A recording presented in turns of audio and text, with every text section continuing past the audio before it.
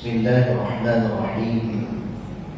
الحمد لله رب العالمين، وبه نستعين على أمور الدنيا والدين، والصلاة والسلام على أشرف الأنبياء والمرسلين سيدنا ومولانا محمد وعلى آله وصحبه أجمعين.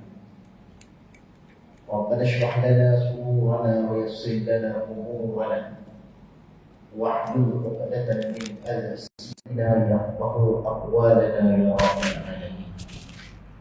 Alhamdulillah, marilah sama-sama kita mewafaq dan syukur kepada Allah Subhanahu wa taala kerana kita diberikan nikmat iman dan Islam. Kita dapat menunaikan salat fardu maghrib secara berjemaah yang Nabi bagi tahu dalam satu hadis, salatul jamaati afdalu min salatil fardi bi 27 darajah. Sembahyang berjemaah lebih baik dari sembahyang berseorangan dengan pahalanya 27 kali ganda pahala. Dan insya-Allah di kesempatan masa yang ada, marilah sama-sama kita sementara menunggu masuknya waktu isyak, kita berada di majlis ilmu ini.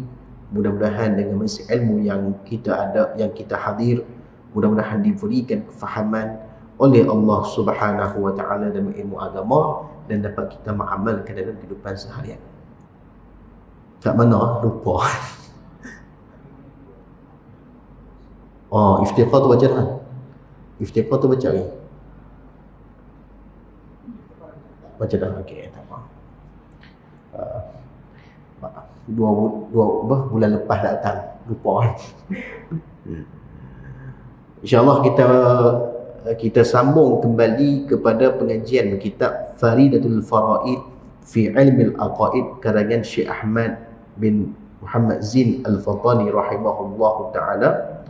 Dan bagi sesiapa yang mempunyai kitab, boleh tengok pada muka surat 20 pada perkataan, pada kata musannif dan kalimah yang kedua, iaitu Muhammad Rasulullah.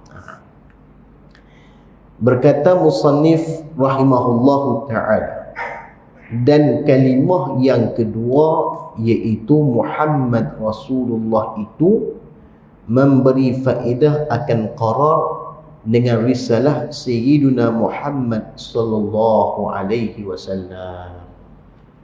Hari ini kita nak cerita apa? Pada pertemuan kita sebelum ni, kita ada membincangkan tentang makna dan maksud perkataan La ilaha illallah Muhammadur Rasulullah. Jadi dua kalimah ni mengandungi dua pengakuan.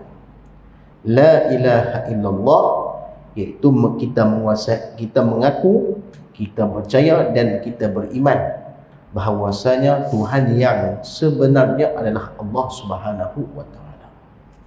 Dan kita ada membicarakan tentang apakah kalau apa tu Allah itu Tuhan kita. Apakah sifat-sifat yang perlu ada untuk kita panggil dia sebagai Tuhan? Boleh faham? Nak jadi Tuhan ni apa ciri dia? Apa ciri dia? Apa sifat yang kena ada pada seorang? Yang kalau kita panggil dia Tuhan, memang dia Tuhan yang sebenarnya. Maka ulama sebut sifat-sifat yang perlu ada bagi Tuhan itu ada dua sifat. Sifat yang perlu ada pada Tuhan itu adalah dua sifat. Yang pertama sifat istighna dan kedua sifat iftiqar. Istighna bermaksud Allah tidak berhajat kepada suatu perkara, atau bahasa lama Tuhan terkaya. Terkaya adalah makhluk. Maksudnya Tuhan tidak berhajat, tidak memerlukan kepada pertolongan makhluk. Jadi maka sifat-sifat yang kita banyak, sifat-sifat Allah tu, yang sifat 20 tu, yang berada, yang terkandung dalam sifat istighna ada 23 sifat. Sedangkan sifat Allah, yang sifat yang kedua nak dikatakan sebagai Tuhan, iaitu sifat iftiqar. Dan istighna, dia tak berhajat kepada makhluk, sedangkan juga makhluk berhajat kepada Allah, kepada dia sendiri. Jadi sifat iftiqar itu Sifat-sifat yang berada dalam kategori sifat iftikhar adalah 18 sifat. Lebih kurang 23 campur 18, lebih kurang 51. 41 lah. 23 campur 18. 41. Habis itu kita dah bincang. Sekarang kita nak belajar, kita nak mengetahui tentang apakah maksud kalimah Muhammadur Rasulullah. Dua perkataan ni, yang mana di antara dipanggil sebagai lafaz syahadah. Kalimah la ilaha illallah Muhammadur Rasulullah. Dalam rukun Islam dipanggil kalimah syahadah. Dan syarat seseorang itu nak dikatakan sebagai seorang Muslim, iaitu mengucapkan dua kalimah syahadah, iaitu asyhadu an la ilaha illallah wa asyhadu anna Muhammadar Rasulullah. Kena ada dua benda ni. Kalau hanya bersaksi kepada satu sahaja, tidak bersaksi kepada satu sifat yang lain, satu perkataan yang lain, contoh dia mengaku Allah sebagai Tuhan tapi tak mengaku Muhammad itu sebagai Rasul, tak dikira sebagai seorang Muslim. Sama juga kalau dia mengaku Rasulullah Muhammad itu adalah Rasul, adalah Nabi, tapi tidak mengakui Allah sebagai Tuhan, maka orang tersebut tak dikategorikan sebagai seorang Muslim. Itu sebab tu dua kalimah ni penting sekali. Dan kalimah yang kedua kata musannif, iaitu Muhammad Rasulullah, itu memberi faedah akan qarar, iaitu memberi faedah, memberi faham akan qarar, iaitu pengakuan. Pengakuan dengan apa? Dengan risalah Sayyiduna Muhammad sallallahu alaihi wasallam. Apa maksud risalah? Apa maksud risalah? Risalah ni bermaksud sifat kerasulan yang jika ada pada seseorang itu, maka orang tersebut dinamakan sebagai Rasul. Jadi pengakuan kita yang kedua, iaitu pada Muhammad Rasulullah, iaitu kita mengakui bahawasanya Nabi Muhammad itu adalah pesuruh Allah, adalah utusan Allah, adalah utusan Allah yang ditugaskan untuk menyampaikan segala hukum hakam kepada manusia. Sebab itulah ulama sebut akidah, sebab tu kita tengok dalam kitab-kitab tauhid, apatah lagi kitab-kitab kecil, asas kepada akidah Islamiah ni ada dua saja. Asas akidah Islamiah ada dua, iaitu beriman kepada Allah dan beriman dengan Rasul. Kenapa ada kenapa dalam kitab kecil, dalam kitab tauhid yang rendah-rendah perbahasan, kenapa tak disebutkan tentang perkara yang bersangkut paut dengan sam'iyat, bersangkut dengan perkara gaib? Ada sebab kalau kita tengok dalam kitab-kitab tauhid, ada kitab tauhid disebut ilahiyat, nubuat, tapi bab sam'iyat dia tak bincang. Dia berhenti dekat tu, stop. Ada kitab yang lain dia bincang ilahiyat, nubuat, sam'iyat, ketuhanan, kerasulan, perkara-perkara sam'iyat. Sebab apa kitab-kitab yang lain tak sebut? Sebab nak bagi tahu bahawa asas akidah Islamiah adalah dua benda, iaitu beriman kepada Allah, beriman kepada Rasul. Apabila seorang tersebut beriman kepada Rasul, beriman kepada Allah, secara tidak langsung, secara automatik dia mempercayai dan perkara-perkara yang berkaitan sam'iyah. Kerana bahawasanya Rasulullah SAW datang, diutuskan oleh Allah untuk menceritakan perkara-perkara kepada manusia. Menceritakan tentang perkara-perkara yang Allah suruh sampaikan kepada manusia. Sama ada berkaitan hukum hakam, sama ada berkaitan dengan benda sam'iyat. Contoh sam'iyat ni macam contoh apa? Contoh alam barzakh. Ataupun contohnya ada nikmat kubur, ada siksa kubur. Kita kena yakin, kena percaya benda ni ada. Cuma kalau nak fikir dengan akal memang susah. Bahkan sampai bila-bila kita tak akan mampu, kita tak akan mampu nak berfikir benda tu. Dan kalau kita fikir banyak sekali pun takut-takut why kita shock terus putih. Sebab benda ni adalah benda yang memang kita kena terima bulat-bulat. Benda itu datang daripada Allah Subhanahu wa taala. Habis. Okey. Jadi bila mana orang tersebut beriman dengan Rasul, secara tak langsung dia beriman dengan perkara-perkara sembunyian. Habis. Dan lazim daripadanya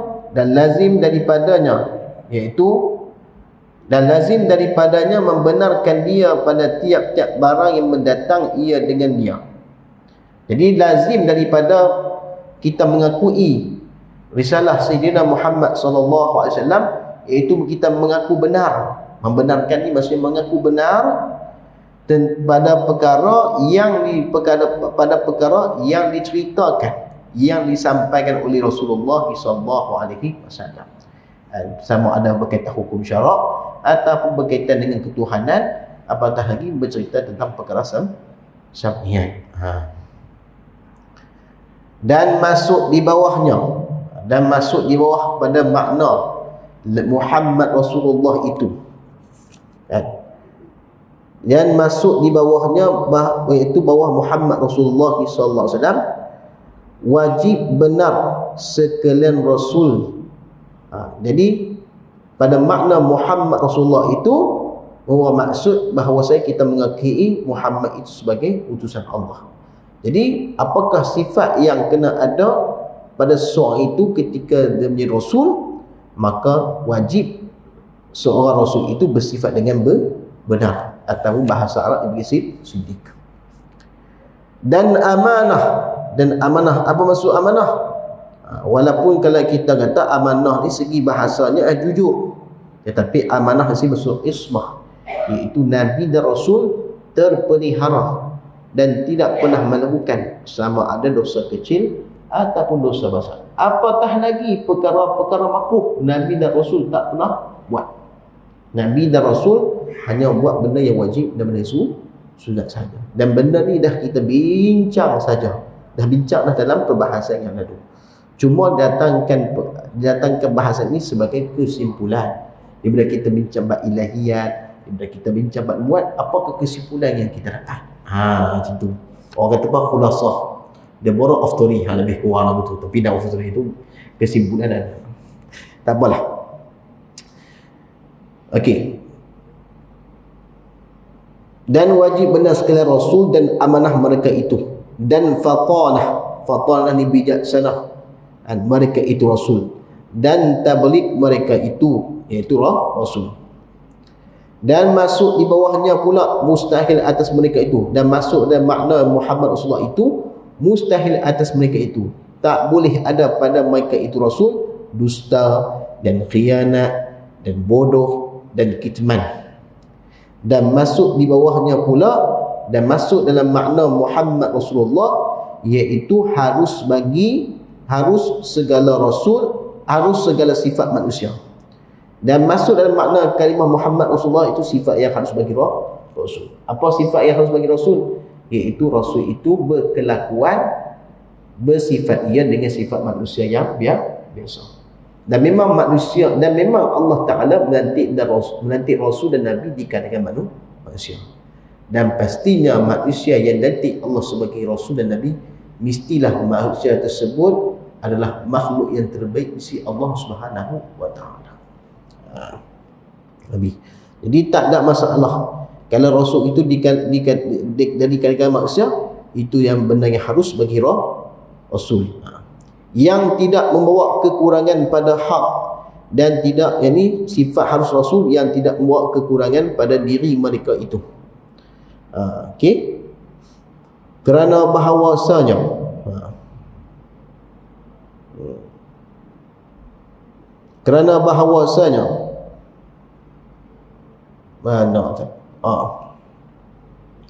kerana bahawasanya penghulu kita Nabi Muhammad sallallahu alaihi wasallam mendatang ia dengan wajib membenarkan dia demikian itu sekaliannya. Sebab kerana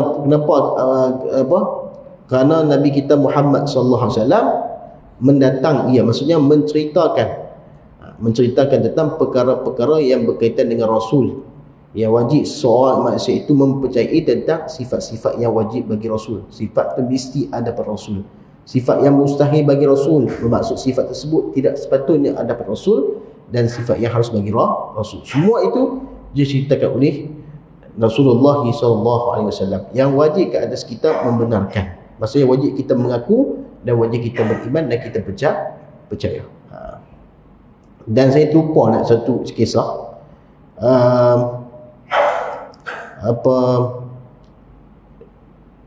Tadi kita bincangkan tadi asas akidah kita, asas akidah Islamiah terbina atas dua perkara, iaitu beriman kepada Allah dan beriman kepada Rasul. Kalau kita tengok dalam hadis, bahkan juga kita tengok beriman dengan Allah, beriman dengan Rasul, ada pada rukun iman, ada pada rukun Islam. Ada pada rukun Islam tu dekat mana? Tu yang pertama, rukun Islam mengucap dua kalimah syahadah. Manakala rukun Islam, asas akidah Islam ada pada rukun yang pertama dan rukun yang keempat, iaitu beriman kepada Allah, satu, beriman kepada malaikat, beriman kepada kitab, beriman kepada Nabi. Satu persoalan, Ustaz kata akidah tu, asas akidah itu terbina di atas dua benda, iaitu beriman dengan Allah, beriman dengan Rasul. Tapi kenapakah kita tengok rukun iman, kenapakah beriman dengan Rasul dia berada pada nombor 4? Kenapa tak letakkan pada ranking kedua? Kenapa letak pada ranking keempat? Sedangkan asas rukun iman, beriman kepada Allah, beriman kepada Rasul. Kenapa Rasul ni nombor 4? Sebab dalam hadis Nabi, bila mana Nabi sebut, Jibril tanya Nabi, akhbirni an iman, khabarkan aku tentang iman. Maka Rasulullah pun cerita, an tu'mina billah, beriman kepada Allah, wa malaikatihi, wa kutubihi, wa rusulihi. Rusulihi nombor 4. Kenapa? Disitulah ulama-ulama hadis mereka menerangkan kepada kita kenapa telah disebut Rasul itu pada rukun iman yang keempat. Sebab apa? Ada sebab dia. Yang sebab pertama, sebab agama itu diturunkan oleh Allah Subhanahu Wa Taala kepada Rasul. Tapi diturunkan oleh Allah Rasul melalui siapa? Malaikat. Rasulullah sendiri pun dapat wahyu dari Allah Taala melalui malaikat. Malaikat yang menyampaikan wahyu daripada Allah dan Rasul. Kemudian ketika itu pula, bila malaikat sampaikan wahyu, malaikat juga yang membawa kitab untuk disampaikan kepada Nabi dan Rasul.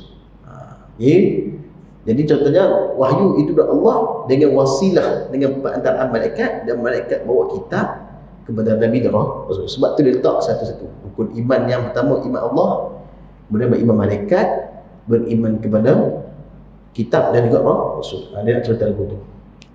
Tu yang saya terlupa tadi. Maka ini 9 aqaid. Habis dah, dia cerita dah tentang makna Muhammad Rasulullah, iaitu kita mengaku bahawasanya Muhammad itu sebagai Rasul Allah, dan Nabi Muhammad itu, dan setiap Nabi dan Rasul dia ada sifat yang wajib, sifat yang mustahil, dan sifat yang harus. 4 yang wajib, 4 yang mustahil, dan 1 harus, iaitu jadi 9. Maka ini 9 aqaid, itu akidah yang bersangkut paut dengan Nabi.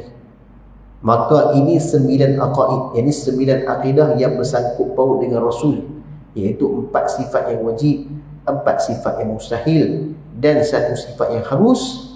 Maka apabila dihimpunkan dia kepada barang yang telah lalu sebut, bila kita dah himpun sekali, kita tengok sifat-sifat Allah, kan la ilaha illallah mengandungi 41 aqaid. 4 iaitu 20 sifat yang wajib bagi Allah, 20 sifat yang mustahil bagi Allah, 1 sifat yang harus bagi Allah. Berapa? 41. Himpunkan, campur sekali dengan perkara yang berkaitan dengan Rasul, iaitu 4 sifat yang wajib bagi Rasul, 4 sifat yang mustahil bagi Rasul, dan 1 sifat yang harus bagi Rasul. Bila dihimpunkan adalah sekaliannya 50 akidah. Maka semua sekali campur-campur jadi 50 akidah. 50 akidah. Maka sebab tu ulama sebut dalam perkataan la ilaha illallah Muhammad Rasulullah itu mengandungi 50 akidah. Iaitu 20 sifat yang wajib bagi Allah, 20 sifat yang mustahil bagi Allah, satu sifat yang harus bagi Allah yang terkandung pada makna la ilaha illallah. Sedangkan 4 sifat yang wajib bagi Rasul, 4 sifat yang mustahil bagi Rasul, satu sifat yang harus bagi Rasul, itu terkandung dalam pada makna Muhammad Rasulullah. Boleh faham? Tidak sah? Kata dia dah beritahu. Ini dia kata 50 ni jika kita berkata, kata musannif, jika kita berkata dengan subutul ahwal dan dengan ketiadaan sifat idrak dan sifat takwin dan dua sifat maknawiyah yang melazimkan keduanya dan mustahil lawan sekelanya. Cerita 50 akidah ni yang kita kata ni, itu sekiranya kita melazimkan tentang sifat-sifat yang dipanggil sifat hal. Jadi sifat-sifat Allah ni ulama sebut dia ada 4 pecahan. 4 pecahan. Yang pertama ada sifat bentuk, ada sifat yang kata subuti ataupun dipanggil al-itibari. Benda tu kita tak nampak, cuma kita boleh faham dengan akal kita. Ada dipanggil sifat, ada benda yang dipanggil sebagai wujudi. Sifat Allah ada wujudi, iaitu sifat ma'ani. Yang mana ulama sebut lau kushifal hijab la ra'aitahu. Kalaulah kata Allah buka hijab, buka pendinding, kita akan nampak sifat-sifat mana Allah Ta'ala. Itu sifat wujudi. Benda tersebut kita boleh nampak, boleh rasa. Lagi pula ada sifat bentuk hal. Hal ni iaitu benda yang tengah-tengah di antara wujudi dan juga benda yang adami. Benda yang tak ada dengan benda yang ada. Jadi cerita dia, maka sifat-sifat yang dipanggil sifat hal ni, di antara sifat-sifat hal ni iaitu sifat maknawiyah. Kaunuhu qadiran, kaunuhu muridan, kaunuhu sami'an tusri, itu sampai kaunuhu kalimat, dia terbagut sifat-sifat hal. Sedangkan sifat salbiyah, contoh apa nama, qidam, baqa' sampailah wadahnya, itu termasuk sifat yang al-itibari, yang kita faham daripada akal kita saja. Sedangkan sifat ma'ani, sifat yang wujudi, yang kita sebut tadi, kalau kita Allah buka hijab kita nampak. Sedangkan sifat wujud berlaku khilaf di kalangan ulama. Ada katakan benda tu al-itibari, ada kata benda tu sifat hal. Penimbang memang yang di tauhid ni memang pening sikit kan, sebab benda mengingat akal. Benda ni main dengan akal. Tapi nak ceritanya, benda ni kalau tuan-tuan tak tahu pun okey, taklah berdosa. Sebab ni benda ni termasuk min rawai ilmu kalam. Cuma dapat tahu, alhamdulillah, bagus. Paling kurang pernah dengar tak? Pernah lah dengar. Tak faham-faham pun pernah dengar juga ni kan. Sebab tu kata, kalau kita tengok, sebab apa musannif kata jika kita berkata dengan subutul ahwal. Sebab apa? Sebab ada ulama yang tidak menyabitkan sifat-sifat maknawiyah. Bukan dia kata Allah Ta'ala, bukan, maksudnya kata dia membilang kata sifat-sifat yang wajib kita ketahui secara tafsir ialah 13 sifat saja. Itu Imam Abu Hasan Asy'ari. Berbanding Imam Abu Mansur Al-Maturidi mengatakan wajib kita ketahui 20.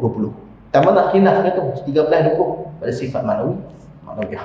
Sebab Imam Abu Hasan Asy'ari mengatakan sifat maknawiyah itu lazim daripada sifat ma'ani. Sedangkan Imam Mansur Al-Maturidi mengatakan sifat maknawiyah itu satu sifat yang asing. Dia bukan sifat yang benda yang lazim dari sifat ma'ani.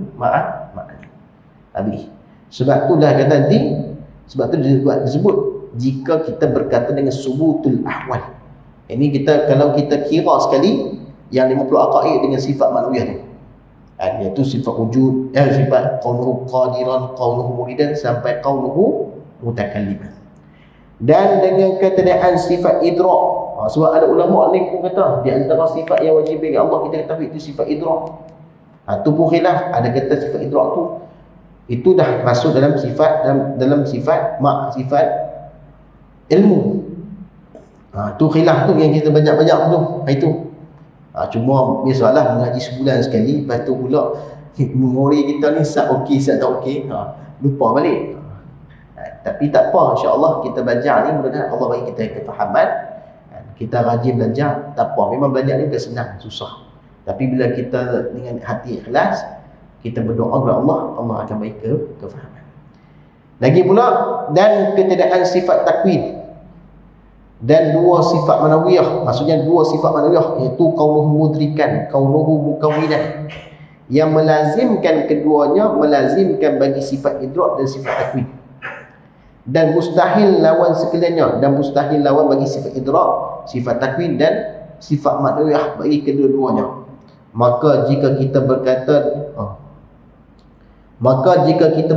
maksudnya yang kata 50 ni secara kita cerita lagi nampak sikit, yang kata 50 aqaid, kalau kita membilangkan sifat nafsiyah, sifat salbiyah, sifat ma'ani dan sifat ma'nawiyah, dan kita tak kira, kita tak membilang, kita tak mengira sifat idrak, sifat takwin, dua sifat manawiyah tersebut dan juga lawannya. Jadi 50 aqaid. Habis. Maka jika kita berkata dengan subut sekali demikian itu, kalau kita kata akidah ni akidah yang bersangkut dengan Tuhan, iaitu sifat yang sifat nafsiyah, sifat sifat salbiyah, sifat ma'ani, sifat manawiyah, sifat idrak, sifat takwin, sifat manawiyah bagi idrak dan takwin, dan mustahil bagi keempat-empat sifat tersebut. Jadi berapa? Nescaya adalah sekalian akidah yang menghimpunkan dia oleh dua kalimah itu 58 akidah. Kalau kita campur semua tadi 50. Campur yang sifat idrak, sifat takwin, sifat manawiyah, dan juga lawan bagi empat sifat tersebut, jadi 58. Ni setengah pendapat ulama kata akidah ada 58. Adapun jika kita berkata dengan ketiadaan ahwal dan sekalian yang tersebut, kita buang sifat manawiyah, bukan buang je nak, kita angkatkan sifat idrak, sifat takwin, sifat manawiyah itu adalah sifat-sifat yang wajib bagi Allah secara ijmal, secara umum sahaja, tak wajib kita tafsir. Maka kalau kita buang tu, bukan kita buang macam mana, maksudnya kita tak kira, kita tak bilang daripada sifat ma'nawiyah, sifat idrak, sifat takwin, sifat manawiyah bagi idrak takwin tu kita tak kira, kita tak hitung, maka adalah perhimpunannya itu 36 jua. Jadi semua kali dia 36, iaitu sifat wujud, sifat wujud, kemudian 5 sifat salbiyah dan 7 sifat ma'ani saja. 7, 5, 1, 13. Tambah dengan 13 sifat yang mustahil. Jadi 26. Aku mana pula ni? Kira matematik salah ni. Sipil pula. Sudah. Tak payah dah nak ambil SPM ni.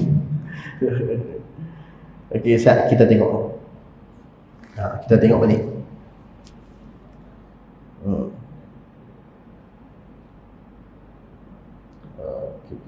Adapun jika kita berkata dengan ketiadaan ahwal dan sekalian yang tersebut adalah perhimpunannya 36 jua. 36 tu masuk apa? Sifat sifat apa yang kita sebut tadi? Sifat 13 yang wajib campur 13 yang mustahil berapa? 26. Campur 1 yang sifat harus bagi Allah 27. Campur 9 yang wajib, 9 campur 9 sifat Rasul 36. Habis. Hak tu je. Pening pula tu ni. Balik jenis bertekak pula. 58, 50, 36. Habis. Tak apalah, ini semua cerita secara umum saja. Okay, sebab tu dia kata dengan digugurkan sifat ma'nawiyah. Kita gugur tu bukan kita kata benda tu bukan sifat Tuhan. Kita kata benda tu sifat Tuhan secara ijmal. Kita gugur pada bilangan sahaja. Dengan digugurkan sifat ma'nawiyah yang 7 dan segala lawannya daripada bilangan tiada daripada i'tiqad, dan demikian itu 14 akidah. Jangan pula. Kita tengok sekali lagi. Dengan dia kata, kita kata 36 sifat. Lepas tu dia terang lagi dengan digugurkan sifat ma'nawiyah yang 7. Maksudnya kita tak kira sifat ma'nawiyah dan segala lawannya, iaitu lawan sifat ma'nawiyah daripada bilangan. Tiada daripada i'tiqad. Kita buat, kita tak kira bukan pada i'tiqad, kita tidak kira pada bilangan sahaja. I'tiqad kita kena yakin sifat ma'nawiyah itu termasuk dalam sifat Allah Ta'ala secara ijmal. Dan yang demikian itu 14 akidah. Betul lah, 14 akidah yang bersangkut hanya Allah Ta'ala saja, iaitu 13 sifat yang wajib dan satu sifat yang harus. 14 akidah. Lagi pula, dan digugurkan idrak dan takwin dan barang mengikut keduanya, yang demikian itu 8 akidah. Kalau kita gugurkan, kita tak kira bahawa sifat idrak, sifat takwin, dan juga sifat ma'nawiyah bagi sifat idrak dan sifat takwin, serta 4 sifat mustahil tersebut, maka sifat yang kita tak kira itu adalah 8. Boleh faham tak? Kau pening pula. Nak kena apa-apa putih pula. Tak tahulah. Macam ni. Kita okey. Secara pendapat masyhur di kalangan ulama, akidah ada 50. Akidah kita 50. 41 yang bersangkut paut dengan Allah, 9 yang bersangkut paut dengan Rasul. Okey. 41 ni macam mana? 20 sifat yang wajib bagi Allah, 20 yang mustahil bagi Allah, 1 yang harus. Jadi 41. Sifat Rasul iaitu 4 yang wajib, 4 yang mustahil, dan 1 yang harus. Jadi berapa? 41 campur 9, 50. Okey, selesai. Ini kita cerita pendapat masyhur. Ada pendapat ulama ni kata akidah ada 58. Celah tambah mana? 8 tu. Tadi 50 lah. Dia tambah lagi. 1, sifat idrak. Yang kedua, sifat takwin. Yang ketiga, sifat ma'nawiyah bagi kaunuhu mudrikan, kaunuhu mukawwidan. Jadi dan sifat mustahil bagi keempat-empat sifat tersebut. Jadilah 8. 4 campur 4 apa? 8. Jadi kalau campur dengan akidah 50 tu, jadi 58. Itu pendapat yang kedua. Boleh faham? Ini pendapat yang kedua kata 58. Campur dengan sifat idrak, sifat takwin, 2 sifat ma'nawiyah tersebut, dan juga 4 yang mustahil. Jadi 58. Okey, selesai. 50, 58. Salah siapa yang main nombor ekor ni, dia boleh buat boleh nombor ekor ni, jam. Kemudian pula ada yang mengatakan sifat akidah Islam makna la ilaha illallah Muhammad Rasulullah itu ada 36 akidah saja. Dan mana 36 akidah? Iaitu 13 sifat yang wajib bagi Allah, 13 sifat yang mustahil bagi Allah, 1 sifat yang harus bagi Allah. Berapa? 13 tambah 1, 17. Campur 9 sifat Rasul, iaitu 4 sifat yang wajib, 4 sifat yang mustahil, 1 sifat harus. 9, 17 campur 9, 30. Benar. Selesai. Hak tu je. Nak cerita hak tu. Hak lain belakang-belakang dia cerita pergi tolak buang hak tu je. Kalau gugur ni berapa?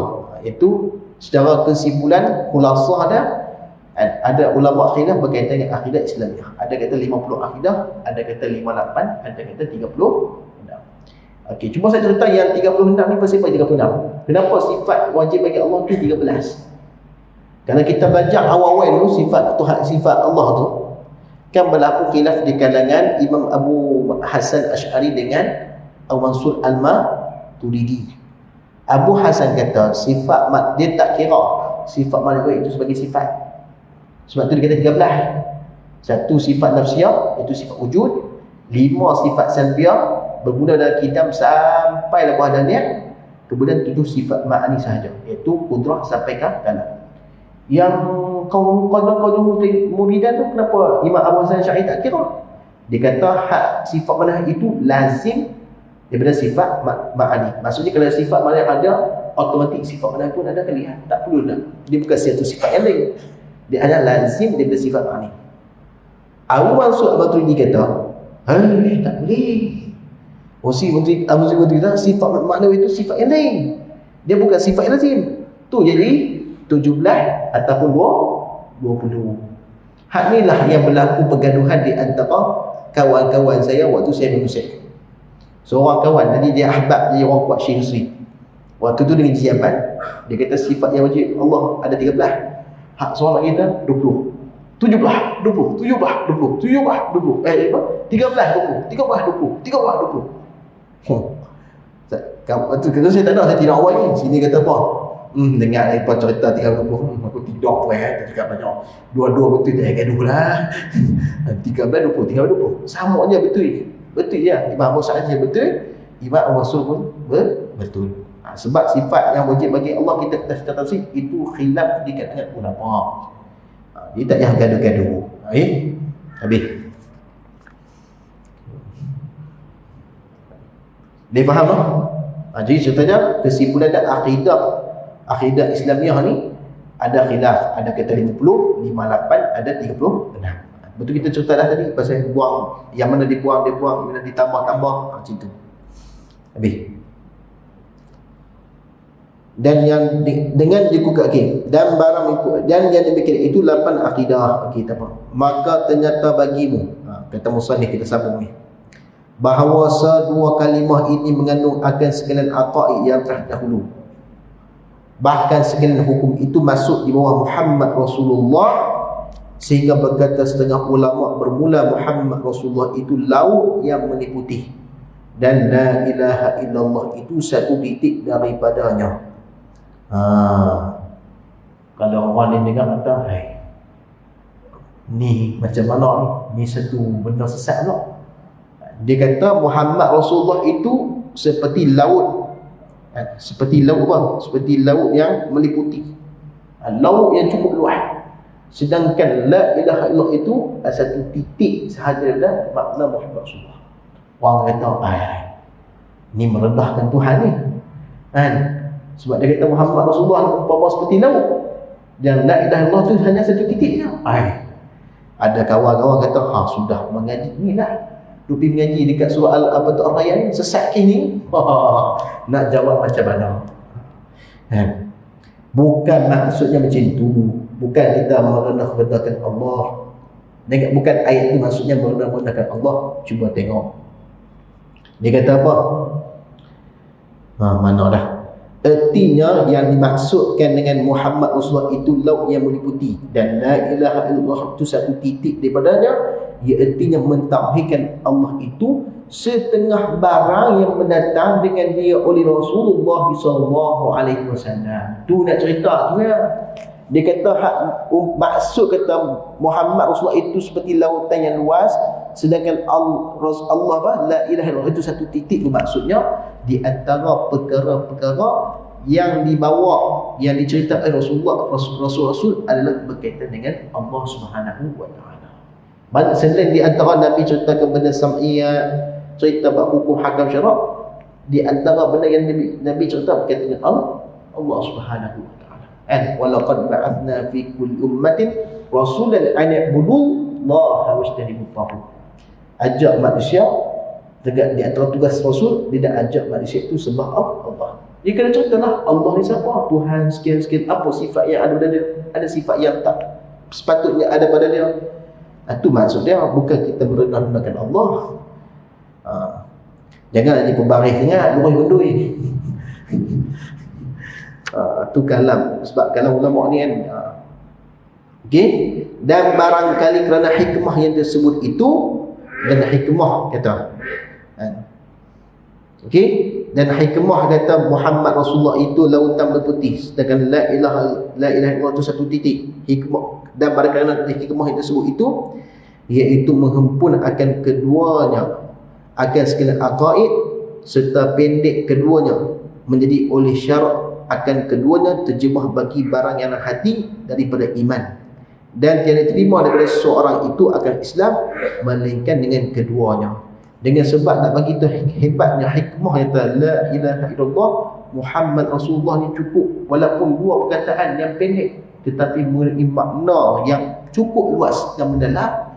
Maka ulama jadikan dalam bab rukun Islam, kalau tak mengucap dua-dua benda ni tak sah Islam, tak boleh lagi masuk kelab Islam. Nak masuk kelab pun, contoh tuan-tuan nak masuk parti politik, mesti kena isi borang dulu. Kan? Tapi kalau nak masuk Islam, kena mengucapkan dua kalimah syahadah. La ilaha asyhadu la ilaha illallah Muhammadur Rasulullah. Kalaulah kata percaya hanya satu saja, contohnya beriman cukup saja beriman mengatakan la ilaha illallah Muhammad Rasulullah, tak perlu. Maka Abu Jahal berislam, Abu Lahab berislam, sebab dia orang mengakui Allah Tuhan, tapi dia orang tak mengakui Muhammad itu sebagai Rasulullah. Jadi sebab itulah dalam rukun Islam nak dikatakan Muslim, dia kena mengaku dua benda ni, mengaku Allah sebagai Tuhan, mengaku Nabi Muhammad sebagai Rasul. Bahkan pula di antara lagi pula dalam rukun iman sendiri ialah kita percaya dalam hati kita, iaitu kita beriman dengan Allah dan beriman dengan Rasul. Sebab tu nak beritahu la ilaha illallah Muhammad Rasulullah cukup penting, sama merupakan asas sama ada bagi rukun Islam atau rukun iman. Kalau rukun iman, kita kena ingat di antara rukun iman itu beriman dengan Allah dan beriman dengan Rasul. Sedangkan dalam rukun Islam, syarat dalam Islam diisi mengucapkan dua kalimah syahadah. Boleh faham? Nampak? Haji okey Haji? Nampak tak? Tadi macam-macam fikir-fikir. Dia tanya tu, boleh faham tak? Boleh faham? Kesimpulan dah senang. Nak bagi tahu cerita dia, nak bagi tahu tentang bahawasanya dengan nak bagi tahu kata makna la ilaha illallah Muhammad Rasulullah ni makna cukup hebat.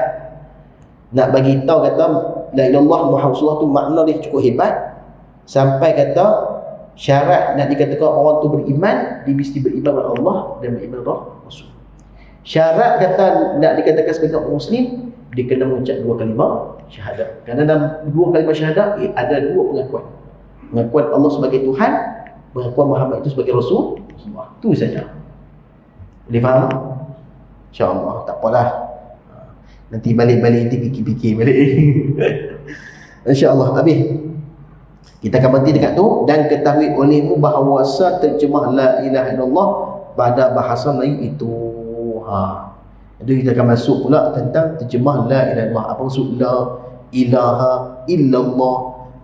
Orang duk sebut nafi isbat tadi contoh dah. InsyaAllah kita akan sambung pada bulan hadapan dengan izin Allah Subhanahu Wa Taala. Jadi ada apa soalan? Kita tutup. Tak ada orang. Bab tauhid memang tak ada orang tanya soalan. Kalau bab fiqh ramai yang akan tanya. Terutama sekali kalau ustaz tu mengajak fiqh munakahat, nikah dua. Ramai orang akan tanya. Siap lagi akan berlakunya munaqashah yang panjang. Tapi bab akidah ni memang saya mengaji dengan tu guru pun nama orang. Bab akidah ni kan. Faham tak? Ada jawab? Tak ada. Faham. Lagu tu lah. Memang macam tu. Sebab benda ni dia akidah memang susah. Tapi bab dia tak sudah macam fiqh. Fiqh mungkin mudah kita faham, tapi dia benda tu dia konteks. Tauhid dekat tu lah. 3 topik. Ilahiyat, nubuat, samiat. Dekat tu lah. Pilah mana nak kitab pun. Kitab kecil kan, Mantap Ummu Barahim ke, Faidatul Faraid ke, Misbah Munir ke. Cerita hak tu lah. 3 lingkup. Kalau mengaji kitab mereka, tu cerita sampai ke bab jenayah. Bab jenayah tu lah pecah-pecah lagi. Habis. Jadi demi Allah SWT yang maha kurang itu, di sisi sendiri aku qali hadza wa astaghfirullah li wa lakum. Wassalamualaikum warahmatullahi wabarakatuh.